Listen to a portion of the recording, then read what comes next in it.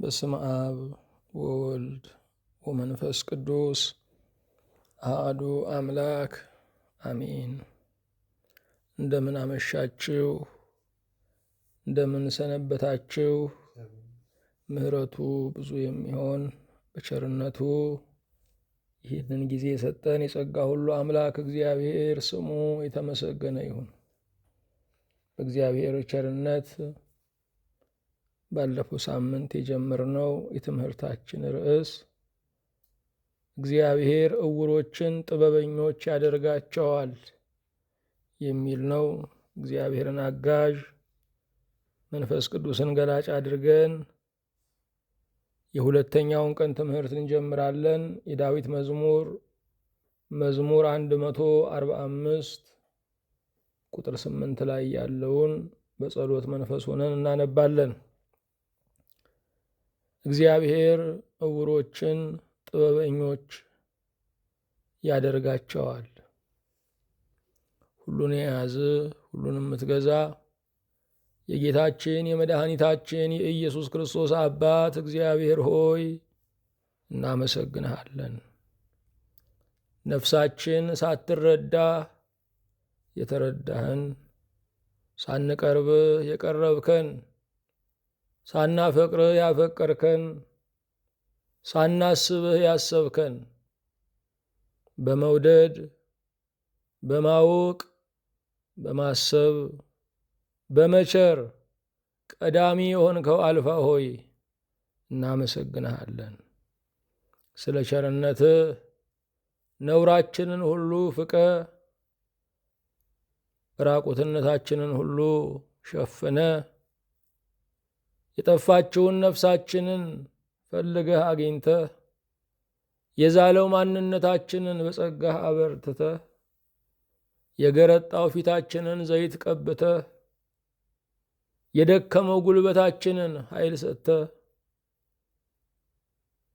የተበላሸውን ቋንቋችንን ጥበብ ሞልተህ የተቅበዘበዘውን ኑሯችንን መስመር ሰጥተህ እንዲህ ለአንተ ክብር እንድንኖር እንዲህ ከንጉሥ ገበታ እንድንቀመጥ ቃልህን እንድንሰማ የዝናህና የደግነትህ ምስክር እንድንሆን ስለፈቀድክልን በሰማይና በምድር ክብር ምስጋና ለአንተ እናቀርብልሃለን። ፍቅርህ የበዛ ቸርነትህ የማይቆጠር ምሕረትህ እስከ ሺህ ትውልድ የሆነ የድሃ ልጅ አሳዳጊ የሙት ልጅ ሰብሳቢ ለጎልማሳው ጥበቡ ለወጣቱ አቅሙ ለሽማግሌው ተስፋው ለበሽተኛው ፈውሱ ለረሃብተኛው እንጀራ ለተቅበዘበዘው እረፍቱ የእግዚአብሔር ልጅ ንጹሕ መገበሪያ የዋሁ በግ ኢየሱስ ክርስቶስ ስለ እኛ በቀራንዮ አደባባይ የተሰቀልከው በንጹሕ ደምህ ገንዘቦችህ ያደረግከን በደምህ ፈርመ እረኛችን የሆንክ ጠባቂያችንም አንተ በጉም አንተ ነህና ሁሉ በሁሉ የሆንከው በአርያም የምትመሰገነው በልባችን ለምስጋና የምትቀሰቅሰን አንዱ አንተ ነህና በእውነት እናመሰግንሃለን። የተወደድክ አምላክ እግዚአብሔር ሆይ ብዙ ዘመን ከአንተ ጋር አልነበርንም። አንተ ግን ሁል ጊዜ ከእኛ ጋር ነህ። የሚያሰጋውም አንተ ከእኛ ጋር አለመሆንህ አይደለም፣ እኛ ከአንተ ጋር አለመሆናችን ነው። ሁልጊዜ የሚንሸራተተውን ልባችንን ልታጸናው፣ ወደ ኋላ የሚያፈገፍገውን ማንነታችንን ቆራጥ ልታደርገው አንተ ውድህ ነውና በሰማይ በምድር ክብር ምስጋና ለአንተ እናቀርብልሃለን።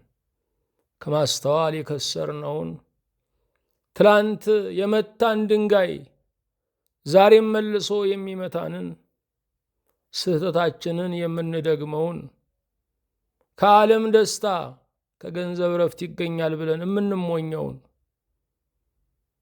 ከምድራውያን ጋር የምንወዳደረውን ሰማይን ጨብጠን ምድር ቀረብኝ እያልን የምናላዝነውን እኛን ዛሬም ታስተምረናለህ፣ ወደ ዕውቀት ወደ ምክር ትመልሰናለህና በሰማይም በምድርም ክብር ምስጋና ላንተ እናቀርብልሃለን።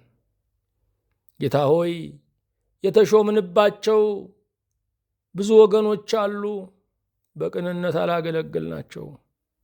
በላያችን የተሾሙ ብዙዎች አሉ፣ የበላዩን አንተን እያሰቡ የእረኞችን አለቃ አንተን እየፈሩ ለመንጋው ለሕዝቡ አይራሩም። አንተ ግን የማይሾሙህ ንጉሥ፣ የማያበድሩህ ባለጠጋ ነህ። ለሁሉ ትራራለህ፣ ለትንሽ ለትልቁ፣ ወርቀ ዘቦ ግምጃ ለደረበው፣ ቡትቶ ለለበሰው፣ መልክህ ፊትህ አንድ ነውና። ጌታ ሆይ ፍርድህ እንከን ይግባኝም የለበትምና ሁሉን በእኩል ዓይን ታያለህና የእኛ ሹማችን የዘላለም ንጉሣችን ሆይ በሰማይ በምድር ክብር ምስጋና ላንተ እናቀርብልሃለን። አምላካችን ሆይ በቅንዓት ጦር የተወጋነውን በወንድማችን በእህታችን ከፍታ ደስ የማንሰኘውን ሁል ጊዜ በክርክር የምንኖረውን ዕውቀትን ለማስተላለፍ ሳይሆን የበላይ ለመሆን የምንጥረውን አንተ ትንሽ ነህ እኔ ትልቅ ነኝ፣ አንተ ጨልሞብሃል እኔ በርቶልኛል ለማለት የምንፋጠነውን እኛን ዛሬም ተስፋ አድርገህ ስለምታስተምረን ክብር ምስጋና በማደሪያህ ለአንተ ይሁን። አንተ እንደ ወትሮ ነህ። እኛ በቀን ውስጥ አንዴ ከፍ አንዴ ዝቅ እንላለን። በተራራ ካላመሰገንህ እንላለን። በሸለቆ ደግሞ ለማማረር ከማያምኑ ጋር ሳይቀር አንተን ለማማት እንነሳሳለን። የወትሮ አምላክ ነህና የዘላለም አምላክ ነህና ትላንትም የነበርከው ዛሬም ያለህን ነገም የምትኖረን አንተ ብቻ ነህና እማትታጣው የእግዚአብሔር ልጅ ኢየሱስ ክርስቶስ ክብር ምስጋና ለአንተ እናቀርብልሃለን።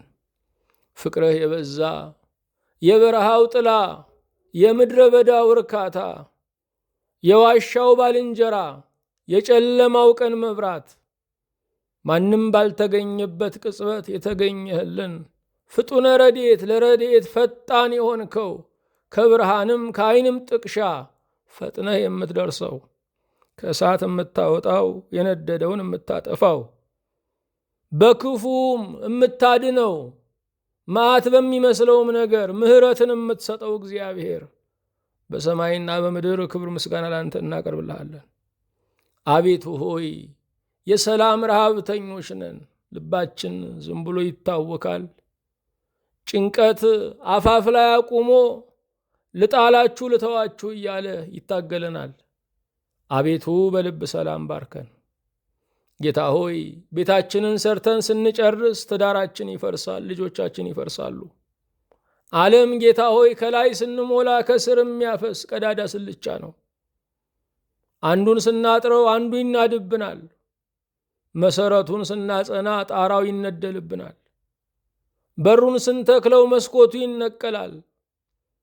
የፊቱን በር ስናስተካክለው የኋላው ይከፈታል።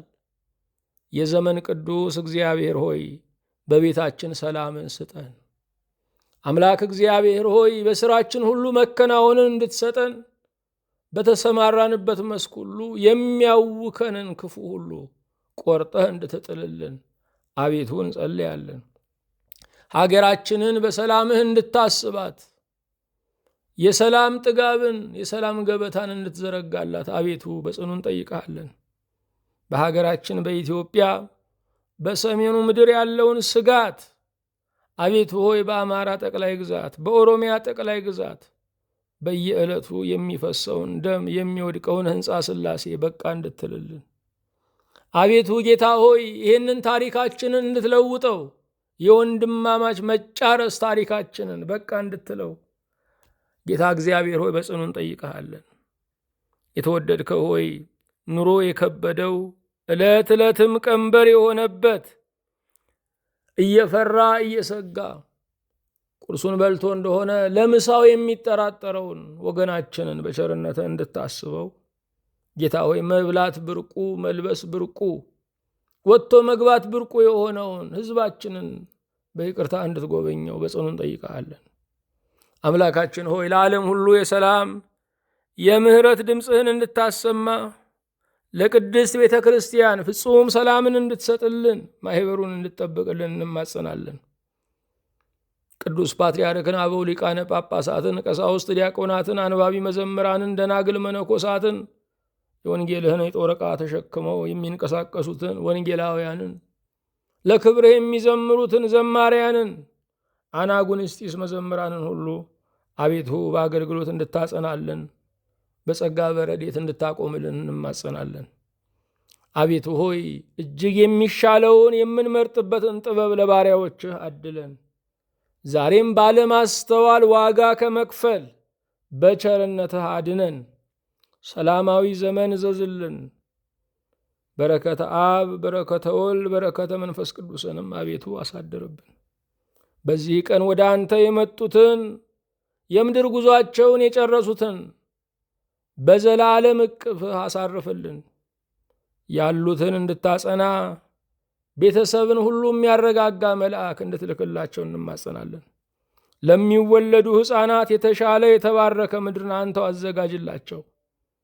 ጌታ ሆይ የታመመው ይዳንልን፣ ያጣው ያገኝልን፣ የተሰደደው ይመለስ፣ የተከፋው ይደሰት፣ ያጣው ያግኝ፣ ኑሮ ያዘመመበት ቀና ይበልለት፣ ልጆቹ ያመጹበት ገንዘብ ይሁኑለት። ይህንንም የወንጌል አገልግሎታችንን አስፋልን።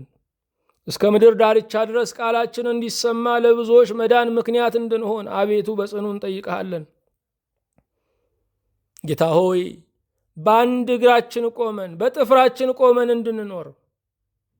እንድንኖር ሕያጅ ነኝ ለዘላለም በዚህ አልቆይም ብለን ለነፍሳችን እንድንዘጋጅ ጸጋህን ጥበብህን አብዛልን። ስለ ሁሉም ተመስገን። በጌታችን በኢየሱስ ክርስቶስ በእርሱ ያለ ክብር ጽን ላንተ ይገባሃል። ከእርሱ ጋራ ከመንፈስ ቅዱስም ጋራ ትክክል የሚሆን ዛሬም ዘወትርም ለዘላለሙ አሜን። የእግዚአብሔር የአምላካችን ስሙ የተመሰገነ ይሁን። ርዕሳችን እግዚአብሔር ዕውሮችን ጥበበኞች ያደርጋቸዋል የሚል ነው። በዚህ ክፍል ላይ የማረጋጊያ ቃል አይደለም የተሰጠው። በዚህ ክፍል ላይ የማጽናኛ ቃልም አይደለም የተወረወረው። በዚህ ክፍል ላይ የእግዚአብሔር ዕቅድ ነው የተገለጠው። የእግዚአብሔር ዕቅዱ ምንድነው ካልን ዕውሮችን ጥበበኞች ያደርጋቸዋል። ዓይናቸውን ጨፍነው የሚጓዙ፣ ሳያነቡ የሚፈርሙ፣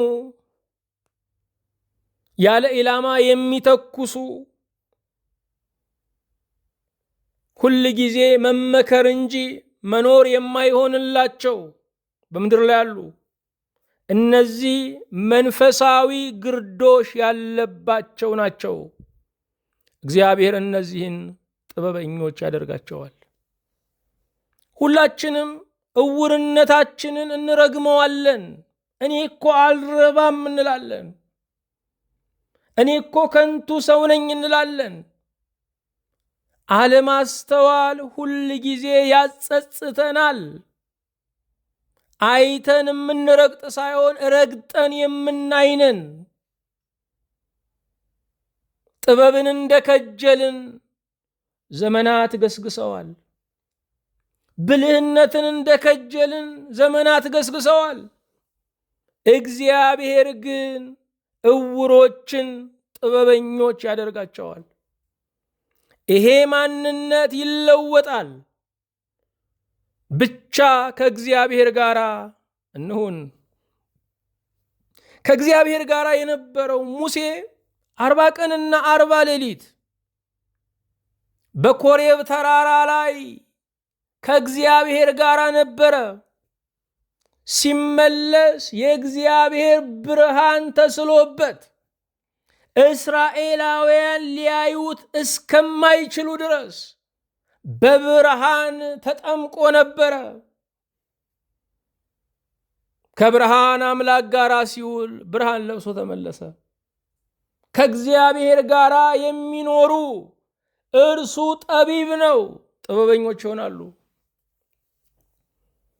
ሁላችንም ልጆቻችንን የምንወደው መልካችንን በእነርሱ ላይ ስለምናገኝ ነው። መስታወቶቻችን ስለሆኑ ነው። እግዚአብሔር መልኩን በእኛ ላይ ማየት ይፈልጋል፣ ምክንያቱም ልጆች ነንና። የእግዚአብሔር መልኩ ጥበብ ነው። ጥበብን ስናስብ ወደኋላ እንመጣበታለን። በተለያዩ መድረኮች የተውኔት አዳራሾች ያሉ ሰዎች ናቸው ትዝ የሚሉን። አይደለም ጥበብ የምንለው ነገር የዝሙት ማስታወቂያ አይደለም። ጥበብ የምንለው ነገር ሰዎች ዛሬ ጥበብ ብለው የሚጠሩት ጥበበኛ ብለው ራሳቸውን የሾሙበት የሹመት ስማቸው የማዕረግ ስማቸው አይደለም። ጥበብ ክርስቶስ ነው። እግዚአብሔር ጥበበኞች ያደርጋቸዋል አለ። ማንን? ዕውሮችን።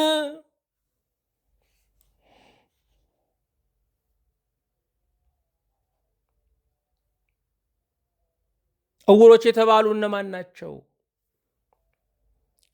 እግዚአብሔር ዕውሮችን ጥበበኞች ያደርጋቸዋል ሲል ስለ ሥጋዊ ዓይን እየተናገረ አይደለም።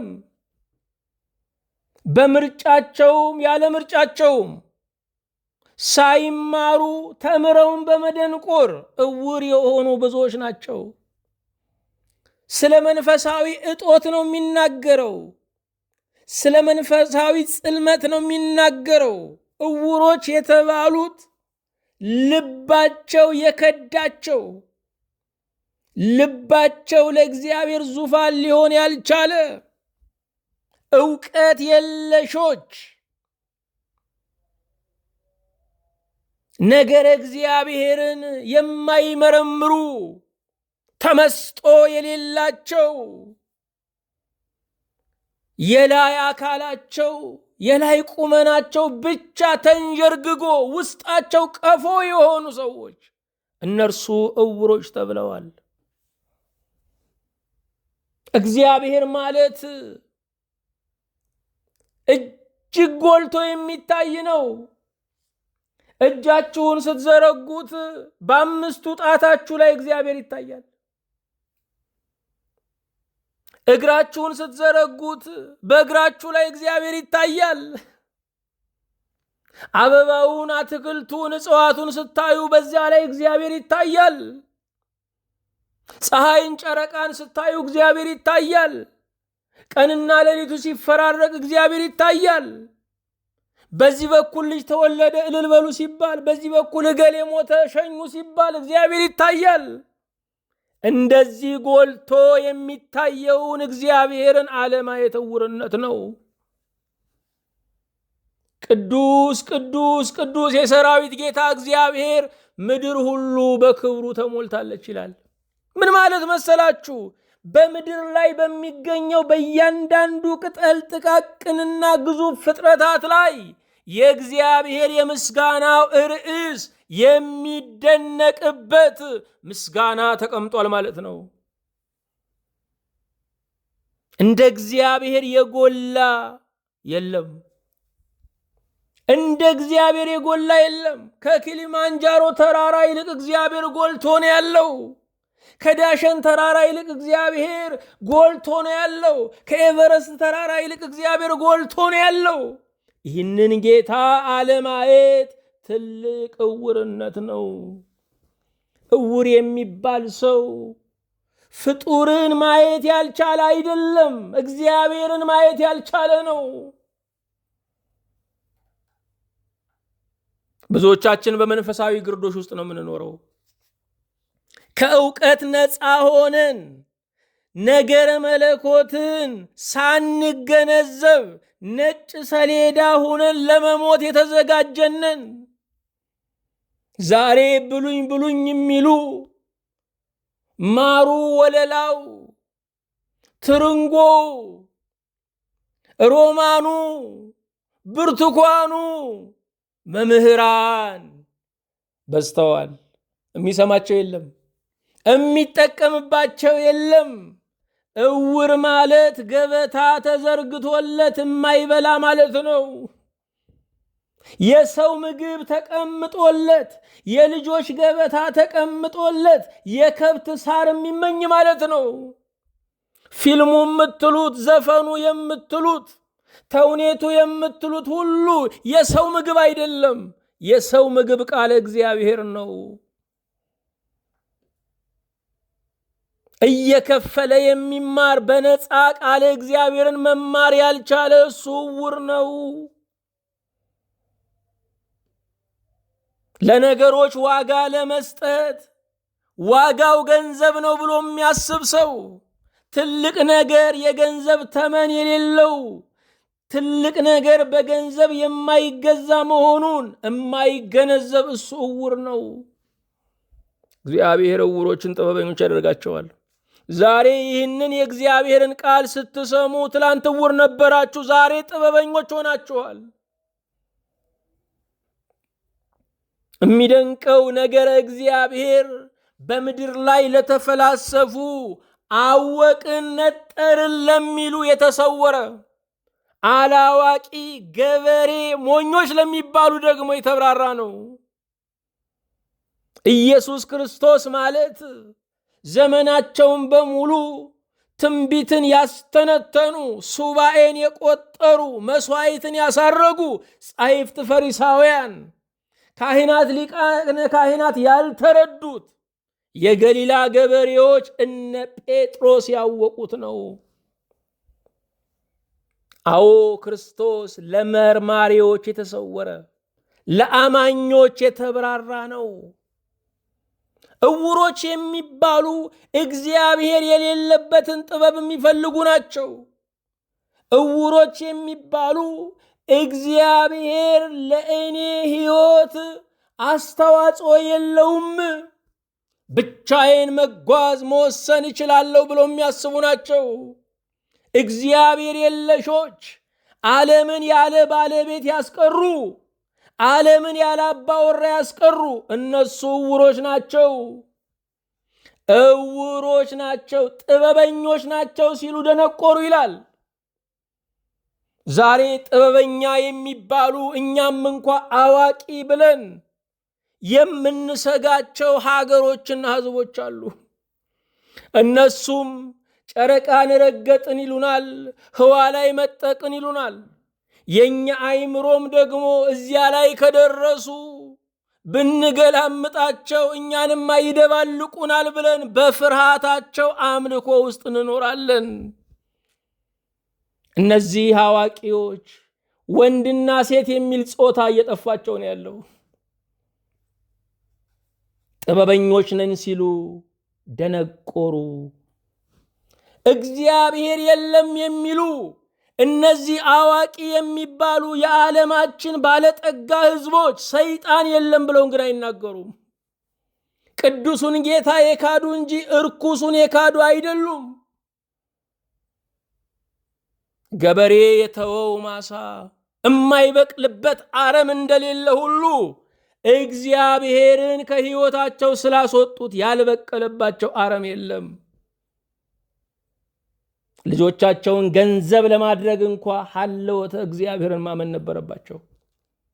ዜጋቸውን ራስን ከማጥፋት ለማዳን እንኳ ሀለወተ እግዚአብሔርን ማመን ነበረባቸው። እግዚአብሔር አለ ብሎ ማመን ምን አይነት ኪሳራ አምጥቶ ነው የለም የሚል ጥበብና ትምህርት በምድር ላይ ተከሰተው? ኮሚኒስቶች እግዚአብሔር የለም ብለው ተነሱ። የዓለምን 1/3 አሳመኑ። ለ50 ዓመታት በምድር ላይ ተንሰራፉ። ያ ዘመን የሰው እርድ ዘመን ነበረ። በሚሊዮን የሚቆጠር ህዝብን የረገፈው ያ የኮሚኒዝም ጽንሰ ሐሳብ ወደ ሀገራችን ሲመጣ ወጣቶች በአደባባይ መረሸን ጀመሩ። በደማቸው ቀይ ሽብር ይፋፋም እየተባለ መጻፍ ጀመረ።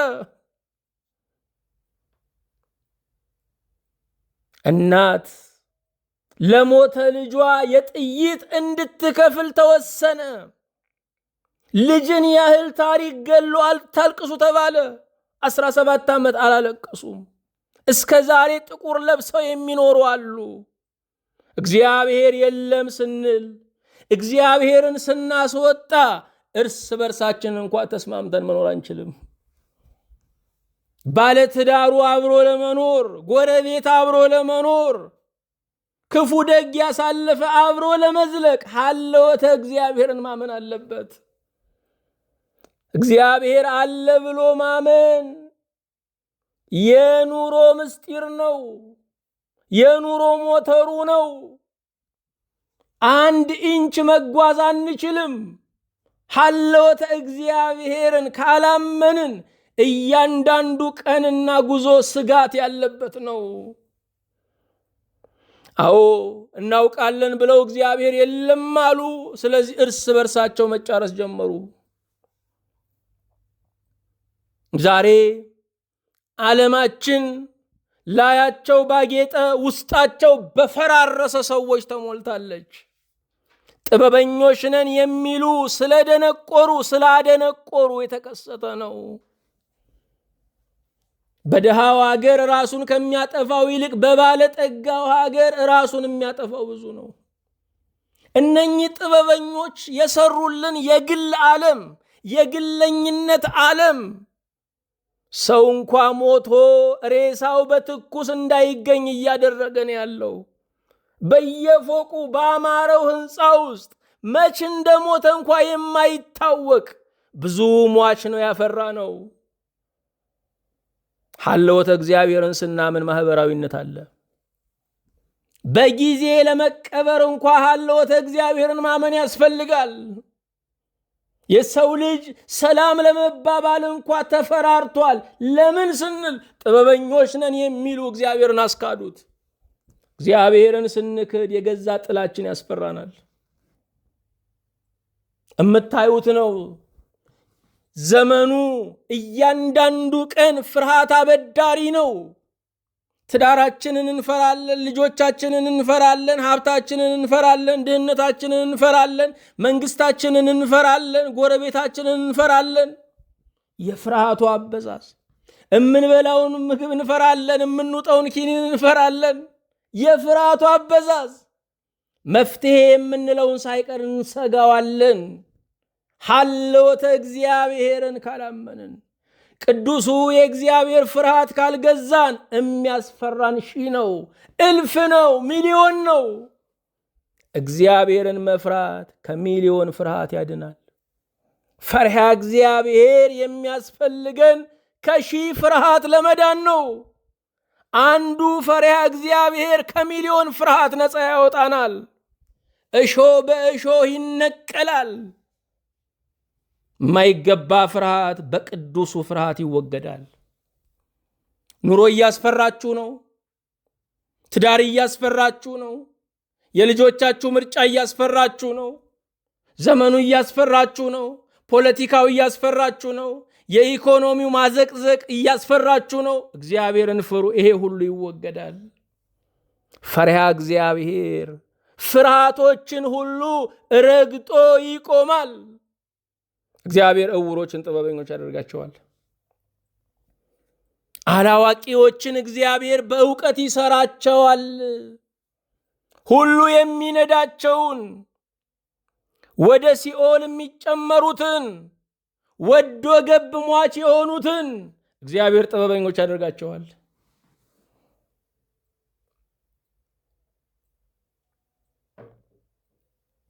ዕውሮች የተባሉ እነማን ናቸው?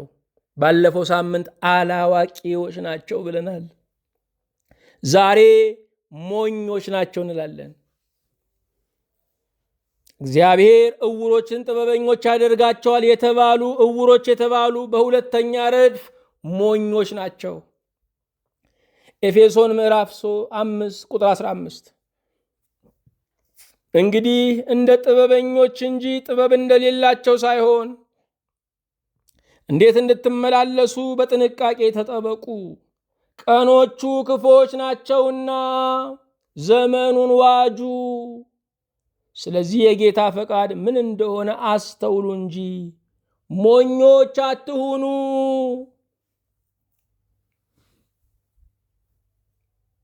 ዕውሮች የተባሉ ሞኞች ናቸው። ሞኞች የተባሉትስ እነማን ናቸው? በዚህ ክፍል መሰረት ሞኞች የተባሉ የመጀመሪያ የማይጠነቀቁ ናቸው።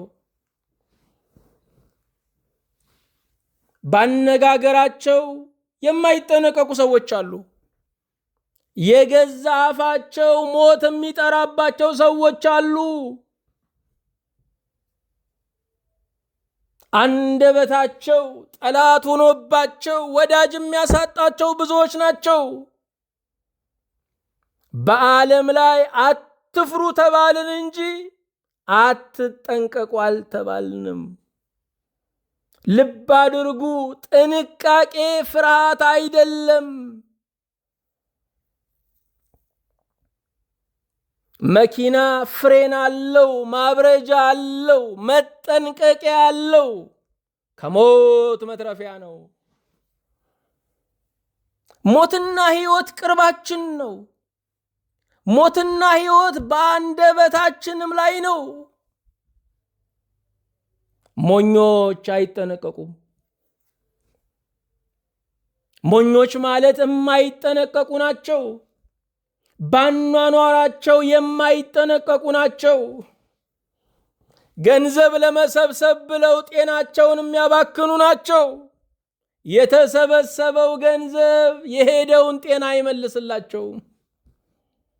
ዛሬ ከሀገር ብንወጣ ብዙ ኢትዮጵያውያን በሽተኞችን እናገኛለን። እነኚህ ያልተጠነቀቁ ሰዎች ናቸው። ገንዘቡን ሰበሰቡት፣ ከመሩት፣ ጤናን ግን አጡ። ሰው ሀገር ቢንከራተቱ በሚሊዮኖች ቢያፈሱ ጤናቸውን መመለስ አልቻሉም። ሞኞች የማይጠነቀቁ ናቸው። ለልጆቻቸው ጊዜ ያልሰጡ፣ ለትዳራቸው ጊዜ ያልሰጡ፣ ለማረፍ ሲሰናዱ ልጆችም የሉም፣ ትዳሩም የለም። ሞኞች የማይጠነቀቁ ናቸው። በአመጋገባቸው የማይጠነቀቁ ናቸው። እንደ መንፈቅ ልጅ ሁሉን ላፍ የሚሉ ናቸው። እግዚአብሔር ሁሉን ሰጥቶናል። ሁሉ ግን የሚጠቅም አይደለም። ዓለም የምጥን ዓለም ነው። ዓለም የመለኪያ ዓለም ነው። ዓለም የልክ ዓለም ነው። ምግባችን መድኃኒታችን ነው። ካላወቅንበት ደግሞ ገዳያችን ነው። እማይጠነቀቁ ሁሉን ላፌ የሚሉ ናቸው። እኛው የሸኘነውን ጤና መልሰን እግዚአብሔርን እናማረርበታለን። እግዚአብሔር በሕይወት ላይ ፍሬን አድርጎ የሰጠን ጥንቃቄን ነው። ሞኞች የማይጠነቀቁ ናቸው። ለትዳራቸው የማይጠነቀቁ ናቸው። ለህብረታቸው የማይጠነቀቁ ናቸው። ለወዳጅነታቸው የማይጠነቀቁ ናቸው። በክፉ ዘመን ላይ ራሳቸውን ለሞት አሳልፈው የሚሰጡ ናቸው። ጠንቃቃ ሰው ባነጋገሩ፣ ባኗኗሩ፣ ባመጋገቡ፣ ባለባበሱ፣ በውሳኔው፣ በቀጠሮ ጠንቃቃ የሆነ ሰው ክቡር ነው። እምናከብራቸው ሰዎች አሉ። እናከብራቸዋለን እንጂ አንሆናቸውም። እናከብራቸዋለን እንጂ ኑሯቸውን አርአያ እናደርገውም። እምናከብራቸውን ሰዎች አይተን እኛም እንደነሱ መከበር እንችላለን። የምናከብራቸው ሰዎች ያላቸው ወርቅ ነገር ጥንቃቄ ነው። ዓለም የአደጋ መንደር ነው። ባራዊት ሰፈር ላይ እንደማለፍ ነው። በፈንጂ ወረዳ ውስጥ እንደመሻገር ነው። ጥንቃቄ ያስፈልጋል። ሞኞች የማይጠነቀቁ ናቸው። ዓለም አንድ ቤት ነው። የሰው ልጅ እርስ በርሱ የሚገናኝ ነው። እዚህ ጋር አንድ ሰው በድላችሁ እዚያ ጋር ስትሄዱ ስማችሁ ይቀድማል። አንድን ሰው መጉዳት መላውን የሰው ልጅ መጉዳት ነው። ምክንያቱም አንዱ ሰው የመላው የሰው ልጅ አባል ነው። ሞኞች ማለት እዚህ ጋር በድለው እዛ ጋር ለመካስ የሚያስቡ ናቸው። ጅብ የማያውቁት ሀገር ሂዶ ቁርበት አንጥፉልኝ ይላል ይባላል። እማንታወቅ አይደለንም፣ እንታወቃለን። እዚህ ጋር ያለን መልካምነት እዛ ይከተለናል። ጀርመን ላይ፣ አውሮፓ ላይ አይሁዳውያንን የገደሉ ያሰቃዩ ሰዎች እዚያ አርጀንቲና ተደብቀው ተይዘዋል። አንዳንዱ በ50 ዓመት አንዳንዱ ከ60 ዓመት በኋላ ወህኒ ወርዷል። ዓለም ጠባብ ናት። የሰው ልጅ ማህበር አንድ ነው። ሞኞች አይጠነቀቁ። ሞኞች አንዱን ገሎ መኖር እንደሌለ አያስተውሉም። በሌላው ሬሳ ላይ ለመኖር ያቅዳሉ። ሌላውን አስርበው ለመጥገብ ያልማሉ። ሁሉን ሙያ እኔ፣ ሁሉን ዕውቀት እኔ፣ ሁሉን ጥቅም እኔ ይላሉ። ሞኞች ሁሉን ላፌ ናቸው። ሞኞች ሁለተኛ ዘመኑን የማይመረምሩ ናቸው።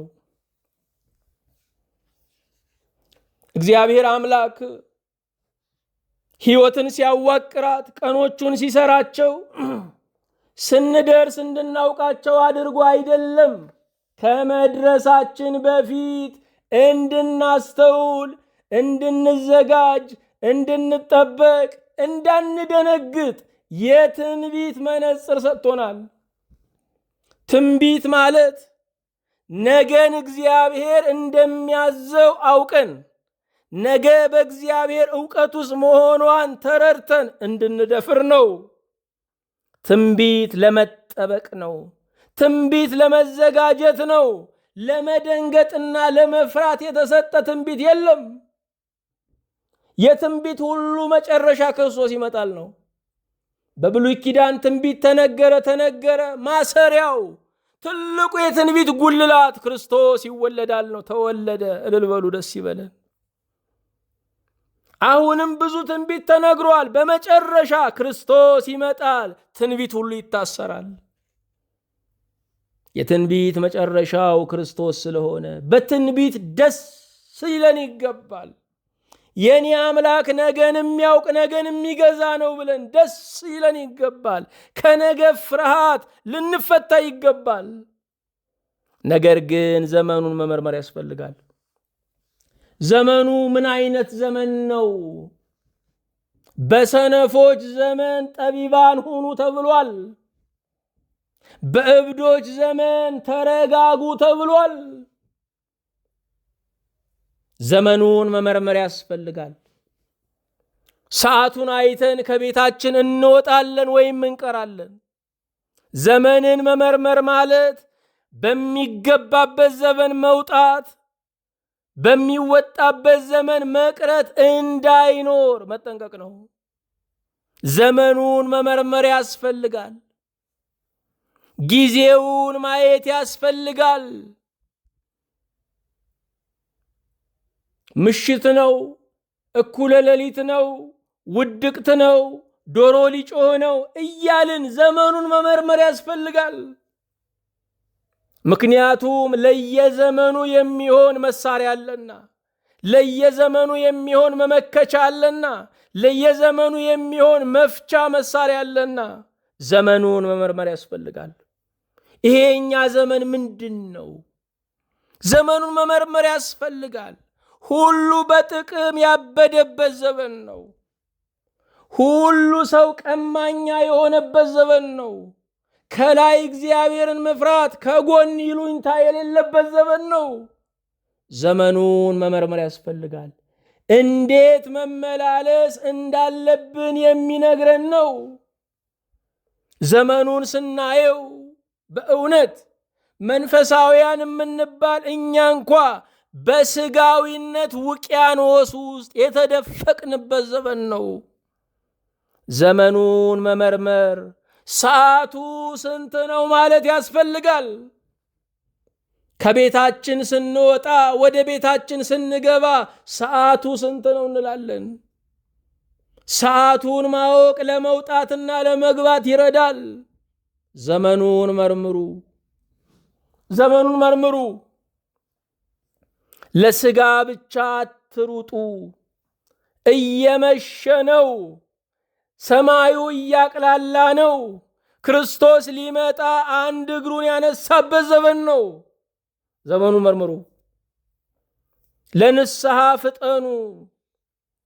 ከኛ በዕድሜ የሚያንሱ ቆንጆዎች፣ ሸበላዎች፣ ጉብሎች፣ ሙናዎች የሆኑ እየረገፉ ነው። ያሳደግናቸው ልጆች፣ የመከርናቸው ወጣቶች፣ የሳሳንላቸው እንኳን አፈር በነጭ ጨርቅ ሊነኳቸው የሚያሳሱ ዛሬ እንደ ቅጠል እየረገፉ ነው። ዘመኑን መመርመር ያስፈልጋል። የሄዱት ሞኞች ስለሆኑ የቀረነው ብልጥ ስለሆንን አይደለም። መኖር ኃላፊነት ነው። ዕድሜ ኃላፊነት ነው። ያልጨረስነውን ሥራ መጨረስ አለብን። ያልጀመርነውን በጎ ነገር መጀመር አለብን። በዓለም ላይ ወገኖቼ ከገንዘብ አባካኝ የጊዜ አባካኝ እጅግ እጅግ ሌባ ነው። እጅግ ሞኝ ነው።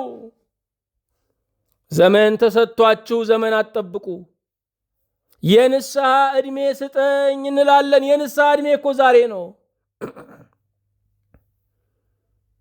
ሊቁ እንደገለጹት የንስሐ ዕድሜ ስጠኝ ብሎ መጸለይ ኃጢአትን አልጠገብኩምና እስክጠግበው ታገሰኝ ማለት ነው።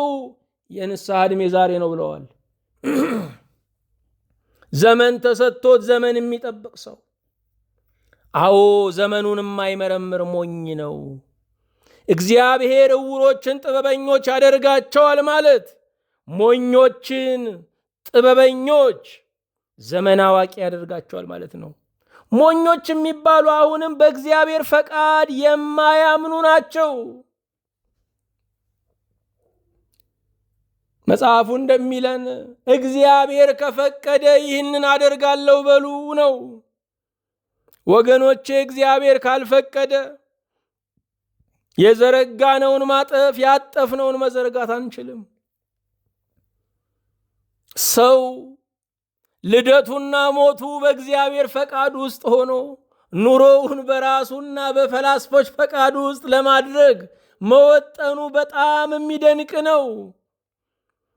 አንድን ሰው ስናናግረው እንደ እግዚአብሔር ፈቃድ ካለን የተጠራጠረ ይመስለናል። ምነው ጉዳዩን አላመንክበትም ወይ ልትቀር አስበሃል ወይ እንላለን። ያለ እግዚአብሔር ፈቃድ የሚሆን ምንም ነገር የለም። ያለ ፈቃዱ የሚሰጠን ያለ ፈቃዱ የሚወሰድብን ምንም ነገር የለም። ፈቃደ እግዚአብሔር እኛን የሚያከስር አይደለም። ፈቃደ እግዚአብሔር የእኛ ባላጋራ አይደለም። ሰውነትን የመረጠልን ፈቃደ እግዚአብሔር ነው። ሰማይን ያዘጋጀልን ፈቃደ እግዚአብሔር ነው። እናት አባት የመረጠልን ፈቃደ እግዚአብሔር ነው።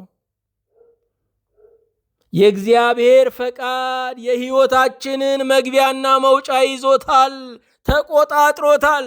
ያለ እግዚአብሔር ፈቃድ የሚሆን ምንም ነገር የለም። ሴትየዋ እንዳለችው ነው። ያለው ላይ ቀር ሐሳብ አደቀቀው ጎኔን ብላለች። ያለው ላይ ቀር ወገኖቼ እንታክታለን።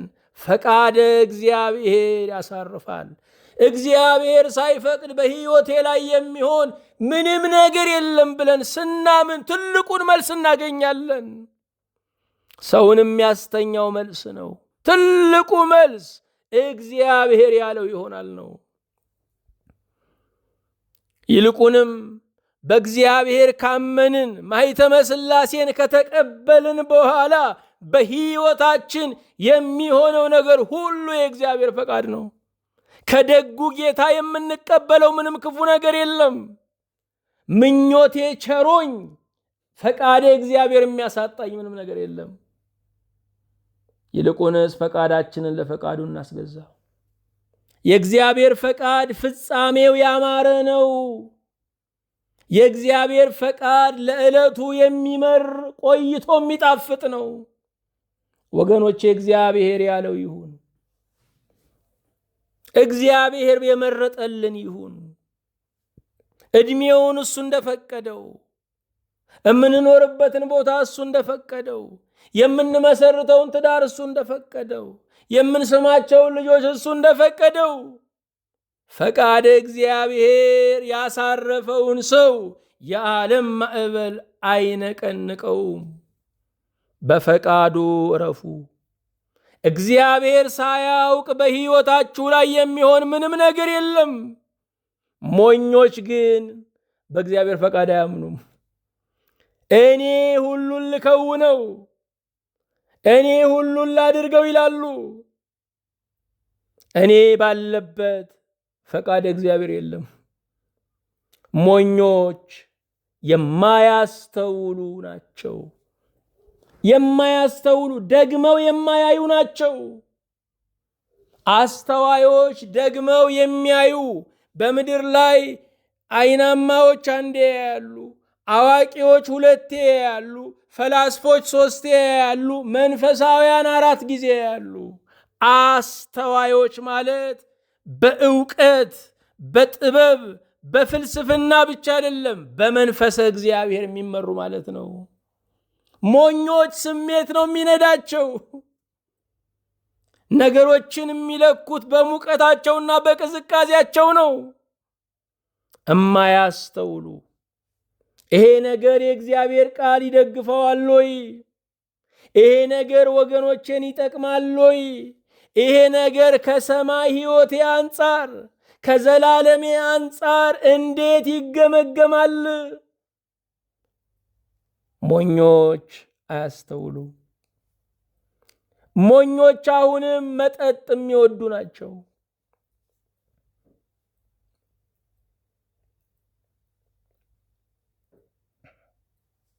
ሞኞች ለሚያሰክር ነገር ለሱስ የተገዙ ናቸው።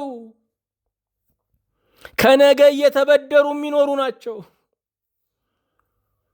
ብዙ ሰዎች ለቁርስ ገንዘብ የላቸውም፣ ለመጠጥ ግን አላቸው። ሰይጣን ለኃጢአት በጀት አለው። እነኚህ ሰዎች ከነገ እየተበደሩ የሚኖሩ ናቸው። ጤናቸውን እየሰዉ ለመደሰት የሚፈልጉ ሞኞች ናቸው። ትዳራቸውን እየሰዉ ለመደሰት የሚፈልጉ ሞኞች ናቸው። ልጆቻቸውን እየከሰሩ ለመደሰት የሚፈልጉ ሞኞች ናቸው። መጠጥ የሚወዱ ሞኞች ናቸው። መጠጥ ጊዜያዊ ሹመት ይሰጣል። የጠጣ ሰው የሀገር መሪ ሆኖ ነው ራሱ የሚታየው። መጠጥ ሐሰተኛ ሹመት አለው፣ ሐሰተኛ ፍልስፍና አለው፣ ሐሰተኛ ደስታ አለው፣ ሐሰተኛ ቃላተኛነት አለው። ጠዋት ግን ጸጸት ነው። አይምሮ ከላይ ይጸጸታል፣ ከስር ደግሞ ሆድ ይቃጠላል። ሚሪንዳ ግዙ ነው፣ የሽሮ ፍትፍት አምጡ ነው። መጠጥ ሁለመናን የሚያከስር ነው። ብዙዎች ከምንኩስናቸው የወደቁት በመጠጥ ነው። በታሪክ ውስጥ መጠጥ ከፍ ያደረገው ማንም የለም። ብዙ ሊቃውንት የሚዋረዱት በመጠጥ ነው። በጣም በሚደንቃችሁ ሁኔታ ጠላት አለብን ብለው የሚያስቡ ሰዎች፣ ተንኮለኛ ሰዎች አይጠጡም። ምክንያቱም ሰው በምድር ላይ የሚያዘው በሁለት ነገር ነው። አንደኛ በመጠጥ ነው፣ ሁለተኛ በዝሙት ነው። ትልቅ ወጥመድ ይሄ ነው። በተለያዩ ኤምባሲዎች ውስጥ ትልልቅ ግብዣ ይከናወናሉ፣ መጠጦች ይቀርባሉ፣ የአገር ሹማምንት ይጠራሉ። እያሰከሩ ምስጢር ነው የሚቀበሏቸው። ትልቁ መሰለያ ነው መጠጥ። ስለዚህ የተሾመ ሰው የትም ግብዣ ላይ መጠጣት የለበትም፣ የሀገሩን ምስጢር ሊያወጣ ስለሚችል። ጠጪ ሰዎችን መንግስታት የደህንነት ሰራተኛ ያደርጉ፣ ምክንያቱም የጠጣ ሰው ወንፊት ነው።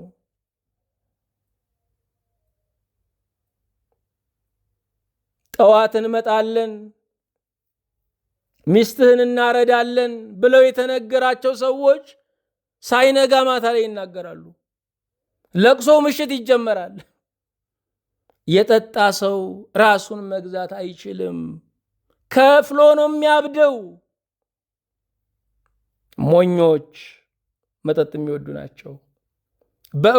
በእውነት ከሄድን ቤተ ክርስቲያንንና አገልጋዮቻችንን በትልቁ የጎዳው መጠጥ ነው። መስከር፣ መጠጣት የኦርቶዶክሳዊነት ምልክት እስኪመስል ድረስ እስከዚህ ነው የተዋረድ ነው። ዛሬም የእግዚአብሔር ቃል አርሞን አይደለም፣ ዕድሜ ለስኳርና ለደም ብዛት። እሱ ነው ከመጠጡ የገታን። ቃለ እግዚአብሔር አልመከረንም እኛን። በሽታ የማይላቀቅ ህመም ሲመጣ የዚያን ጊዜ መታረም ጀመርን። ዛሬ ውሃ አምጡ መጣ። ቀድመን ብንጠነቀቅስ? ኦርቶዶክሳውያን ከጥንት ጀምሮ በታሪክ የምናውቃቸው አባቶቻችን ከሚያሰክር መጠጥ ራሳቸውን ፍጹም የለዩ ናቸው። ምዕመናንም ብትሆኑ የሚያሰክር መጠጥ ለካህን አቅርባችሁ ሰከረ ብላችሁ ማማት አይገባም። ጋብዞ ማማት ነውር ነው። አንድ ማረጋግጥላችሁ ነገር የኛ አገልጋዮቻችን ከኔ ጀምሮ አውጥተን ከፍለን አንጠጣም። የነፃ ተገኘ ተብሎ ነው። ስለዚህ ምዕመናንም የሚያሰክር መጠጥን ለአገልጋዮች ማቅረብ አይገባቸውም። የመጠጡን ሂሳብ ለኑሯቸው ደጉሙበት። ልጆቻቸው የሚራቡባቸው ብዙ ቀሳውስት አሉ። እዚህ ይበላሉ፣ ነገር ግን ልጃቸው እዛ እንደማይበላ፣ ትዳራቸው እዛ እንደራበ ያውቁታል። ችግሩ የሚያበላ የለም፣ የሚያጠጣ ሞልቷል። ምክንያቱም የሰይጣን ባልደረባ ብዙ ነው። ከሰይጣን ጋር በሽርክና የሚሰራ ብዙ ነው። የሲኦልን ካምፓኒ የሚያደምቀው ብዙ ነው። የሚያበላ የለም፣ የሚያጠጣ ነው ብዙ። አባቶቻችን እንደነገሩን የጥይት ምጽዋት የሚባል አለ። የጥይት ምጽዋት ሰውን መጠጥ መጋበዝ ነው። ጥይት ነው የጋበዛችሁት፣ ሞት ነው የጋበዛችሁት። እኔ ሰውን መጠጥ የማልጋብዘው ከሰከረ በኋላ እንዳይሰድበኝ ነው። ራሳችሁን ነው የሚያዋርዳችሁ፣ ራሳችሁን ነው የሚያቀላችሁ። የጠጣ ሰው ከጠጣ በኋላ ከሞቀው በኋላ የጋበዘውን በመስደብ ነው የሚጀምረው። ሞኞች መጠጥ የሚወዱ ናቸው። ከመልካቸው አይሆኑም፣ ከክብራቸው አይሆኑም። የእድር ገንዘብ ጠጭ ጋር የሚያስቀምጥ ሰፈር የትም ቦታ የለም ወገኖቼ። ልጆቻችሁ በእናንተ ይሸማቀቃሉ፣ አንገት ይደፋሉ። ለብዙ ልጆች የስነ ልቡና መሰበር ምክንያት ናቸው። ይሄ ብቻ አይደለም፣ ልጆቹ አድገን እኛም እስክንጠጣ ብለው ይናፍቃሉ። ክፉ አርአያ መሆን ነው። እግዚአብሔር በተፈጥሮ የሰጠን ንጹህ ውሃን ነው። ተፈጥሮን ስንበክለው ያገኘነው መጠጥን ነው። ቅዱስ ሆኖ ከጥፋት ውሃ አምልጦ በብርጭቆ ግን ወደቀ፣ በመጠጥ ወደቀ። ሞኞች የሚባሉ አሁንም ሐሰተኛ ደስታ ፈላጊዎች ናቸው። ደስታ የመንፈስ ቅዱስ ፍሬ ነው። እንደ እግዚአብሔር ቃል የምንኖር ከሆነ ደስታ አለን። እግዚአብሔር አዝኖብን ደግሞ ልንደሰት አንችልም። ደስታ መለኪያ ውስጥ አይደለም። ደስታ እሱስ ውስጥ አይደለም። ደስታ የሳቅ ኮክቴል ውስጥ አይደለም። ደስታ ኮሜዲያን የሚሰጡት አይደለም። ደስታ የፊልም የኳስ ውጤት አይደለም። ለጭንቀት ያጫጩ ይሆናል። ለሆድ ቁርጠት ብላበት፣ ለራስ ምታት ጩህበት ነው። ለትንሽ ያስተነፍስ ይሆናል። ደስታ ግን የመንፈስ ቅዱስ ፍሬ ነው። ሞኞች ያለ መንፈስ ቅዱስ ደስታን የሚፈልጉ ናቸው። የሰማይን አዝመራ ምድር ማሳ ውስጥ የሚፈልጉ ናቸው። ያውም ቅዱሱን ስጦታ እርኩስ ቦታ የሚፈልጉ ናቸው። ዝሙት ውስጥ የሚፈልጉ ናቸው። ሐሰተኛ ደስታ ፈላጊዎች፣ ሞኞች አሁንም የሚያማርሩ። ወገኖቼ ስታማርሩ እየመረረ ነው የሚመጣው። ባማረራችሁ ቁጥር እየባሰ ነው የሚመጣው፣ እየቀለለ አይመጣም። ሳማርር የሚብስ ከሆነ ተመስገን ማለቱ ይሻላል። ደስታን ይሰጣል፣ የመኖር ጉልበትን ይጨምራል። ሞኞች የሚያማርሩ ናቸው። ሞኞች አሁንም የፈረቃ መስጋኞች ናቸው። አሁን ይክቧቸዋል፣ አሁን ይንዷቸዋል። ሞቅ ያላቸው ጊዜ ያገኙ ጊዜ የኔማ መድኃኔዓለም ይላሉ። ትንሽ ሲያዘቀዝቅ ደግሞ ማማረር ይጀምራሉ። የፈረቃ አማኞች ሞኞች ናቸው። ሞኞች አሁንም ሁሉ ወዳጅ የሚመስላቸው ናቸው። ሁሉ ወዳጅ ነው ብለው የሚያምኑ ሰዎች። ሁሉን ወዳጅ ማድረግ አይቻልም። የሁሉ ወዳጅ መሆን ግን ጥሩ ነው። ለሁሉ ከቻልን መገኘት ጥሩ ነው። የሰውን ዘር በሙሉ መውደድ አለብን። ወገናችን፣ ስጋችን መንግሥተ ሰማያትን አብረን የምንኖር ሰው ነው። በመንግሥተ ሰማያት የግል የቤት ቁጥር የለም። አንድ መቅደስ ነው ያለው። ሁሉን መውደድ ይገባናል። ሁሉ ግን ወዳጅ አይደለም። ልጁ ሞኝ ነው፣ አብዬ ገሌ ይላቸዋል። አቤት እኔን እኮ ሁሉ ሰው ይወደኛል አላቸው። አይ ልጄ ጅልን ማን ይጠላዋል ብለህ ነው አሉት። ጅልን የሚጠላው የለም፣ አይጠቅምም፣ አይጎዳም። ጥበበኞች እንጂ ሞኞች እንድንሆን አልተጠራንም። እውር ማለት ሞኝ ማለት ነው። ሞኞች አሁንም ድንበር የሌላቸው ናቸው። በሕይወታችን ውስጥ ድንበር ያስፈልገናል። በግንኙነታችን ውስጥ ድንበር ያስፈልገናል። ባሉን ጉዞዎቻችን ውስጥ ድንበር ያስፈልገናል። ሞኞች አትሁኑ፣ ጥበበኞች ሁኑ ይላል እግዚአብሔር። ዕውሮችን ጥበበኞች ያደርጋቸዋል ማለት በሌላ አነጋገር እግዚአብሔር ሞኞችን ጥበበኞች ያደርጋቸዋል ማለት ነው። ከእግዚአብሔር ጋር ከሆናችሁ እግዚአብሔር የመንገዱን ካርታ ይሰጣችኋል። የመንገዱ ካርታ ያለው ሰው፣ የመንገዱ ኮምፓስ ያለው ሰው ሳይደናገር በእርጋታ ይደርሳል። ደግሞም እግዚአብሔር የሕይወታችን ፊት አውራሪ ነው። እርሱ ባልቀደመበት የላከው አንድም ሰው የለም። ጥበበኞች ሁኑ። ሁሉን ነገር በጸሎት ለእግዚአብሔር አሳውቁ። ቀናችሁን በጸሎት ክፈቱ። እያንዳንዱ ዕቅዳችሁን በጸሎት ለእግዚአብሔር ንገሩ።